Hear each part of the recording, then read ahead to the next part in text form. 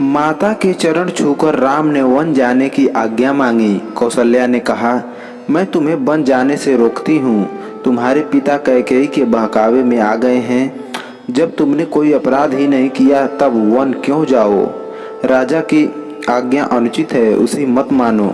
राम ने नम्रता से उत्तर दिया, माँ, पिता की आज्ञा मुझे माननी चाहिए और तुम्हें भी माननी चाहिए। उनकी आज्ञा का उल्लंघन करना मेरी शक्ति के बाहर है।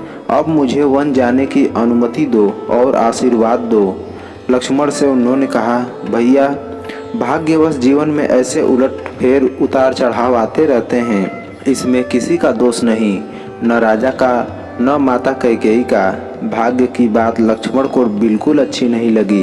वे तमक कर बोले, भाग्य के भरोसे तो जीना कायरों का काम है। जीवन उसी का सफल है जो अपने भरोसे जीता है। आपने बाहुबल से आप राज सिंहासन पर बैठे, अगर किसी ने विरोध किया तो मैं अयोध्या में आग की वर्षा कर दूंगा। श्री राम ने लक्ष्मण को समझाया, मेरे लिए जैसा राज सिंहासन वैसा ही वन। अधर्म का राज्य मुझे नहीं चाहिए। तुम जो कह रहे हो वह आर्यों के अनुकूल व्यवहार नहीं है। लक्ष्मण चुप हो गए। कौशल्या रोकर राम से लिपट गई और कहने लगी, जाते ही हो तो मुझे साथ ले चलो। राम ने उन्हें समझा बुझाकर शांत किया और वन जाने की अनुमति मांगी। माता ने कहा, बेटा जाओ, जिस धर्म का तुम पालन कर रहे हो वही तुम्हारी रक्षा करे। मेरे व्रत पूजन का सब फल तुम्हें मिले।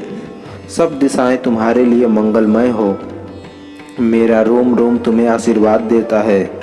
माता से विदा लेकर राम सीता के पास गए। सारा हाल बताकर सीता से भी उन्होंने विदा मांगी। यह भी कहा कि माता बूढ़ी हैं, उनकी देखभाल करना और भरत का रुख देखकर काम करना।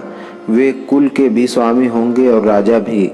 उनके सामने मेरी प्रशंसा भूलकर भी न करना, क्योंकि प्रभुता वाले लोग अपने सामने दूसरों की प्रशंसा सहन नहीं कर सकते। 14 वर्ष बाद हम तुम फिर मिलेंगे। इस समाचार से सीता व्याकुल हो गई। फिर संभलकर बोली, मुझे छाया की भांति तुम्हारे साथ रहने का पिता से आदेश मिला है। इसे तुम जानते ही हो। मैं भी वन को चलूंगी। राम ने उन्हें बहुत तरह से समझाया बुझाया। जब वे किसी तरह न मानी तो राम ने कहा, तुरंत चलने के लिए तैयार हो जाओ। तभी लक्ष्मण भी वहां आ गए और उन्होंने भी साथ चलने का आग्रह किया। अंत में राम को उन्हें भी साथ चलने की अनुमति देनी पड़ी। लक्ष्मण से उन्होंने कहा, माता से अनुमति लेकर गुरु वशिष्ठ के घर जाओ। वहां से मेरे सुरक्षित दिव्य अस्त्र शस्त्र ले आओ। माता से अनुमति लेकर और गुरु के यहाँ से अस्त्र शस्त्र लेकर लक्ष्मण लौट आए। इधर श्री राम ने अपना और सीता का सारा सामान ब्राह्मणों और सेवकों को बांट दिया। सीता और लक्ष्मण को लेकर वे पिता के पास विदाई के लिए चल दिए। राम वन गमन का समाचार सारी अयोध्या में फैल चुका था। राम लक्ष्मण और सीता को महल की ओर जाते देखकर नगरवासी दशरथ और कैकेयी को धिक्कारने लगे। उधर महल में राजा दुख से तड़प रहे थे। उन्होंने कौशल्या और सुमित्रा को अपने पास बुला लिया था। राम ने सबसे विदा मांगी। राजा ने उठने की कोशिश की पर वे गिर पड़े और मूर्छित हो गए। जब उनकी मूर्छा जगी तो राम ने विदा मांगी और कहा, सीता और लक्ष्मण भी मेरे साथ जाने का आग्रह कर रहे हैं। हम लोगों के लिए आप शोक न करें। राजा दशरथ ने कहा, बेटा, कैकेयी ने मेरी मति हर ली है। मुझे पकड़कर बंदी घर में डाल दो और अयोध्या के राजा बन जाओ। राम ने बड़ी नम्रता से कहा, पिताजी, मुझे राज्य लोभ बिल्कुल नहीं है। यदि मैं वन न जाऊं तो आपका वचन भी मिथ्या होगा। रघुकुल की रीति मिट जाएगी। मुझे वन जाने दीजिए। कैकेयी बीच बीच में राजा दशरथ को फटकारती जाती थी। राम को छाती से लगाकर राजा मूर्छित हो गए।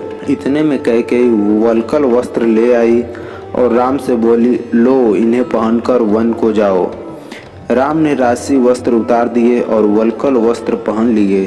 सीता को भी कैकेयी ने तपस्विनी के वस्त्र दिए। यह देखकर लोग राजा दशरथ और कैकेयी को तरह तरह से धिक्कारने लगे। सीता से लिपटकर रानियां रोने लगीं।